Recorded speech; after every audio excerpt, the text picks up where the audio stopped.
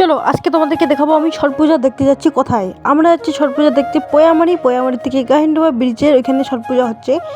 এখানে আসে আর কি সবাই ছট পূজা দেখতে আর ছট পূজা করতে বসে। দেখো এত মানুষ আসছে, কি বলবো, এত মানুষের ভিড়ে আমরা খুঁজে পাচ্ছি না যে আমাদের মানুষগুলো কোথায় গেছে।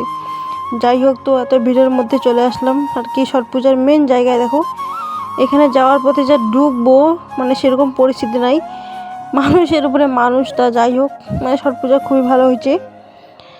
আর এই ছট পূজা কে কে দেখতে গেছো বা দেখছো অবশ্যই কমেন্ট করে বলবে। আমাদের এদিকে তো খুবই সুন্দর হয়, কারণ প্রত্যেক বছরে হয় খুবই সুন্দর। মানে দেখো এত কষ্ট করে ওরা বলার মতো না। দেখো এটা হচ্ছে আমাদের হলদিবাড়ি যাওয়ার রাস্তা আর কি। হলদিবাড়ি যাওয়ার রাস্তার মাঝে এত মানুষ। দেখো এখানে পূজাটা হচ্ছে। ছট পূজা দেখতে কার কার ভালো লাগে আর কার কার কীরকম লাগে অবশ্যই বলবে বন্ধুরা। দেখো আমাদেরকে তো খুবই ভালো লাগলো।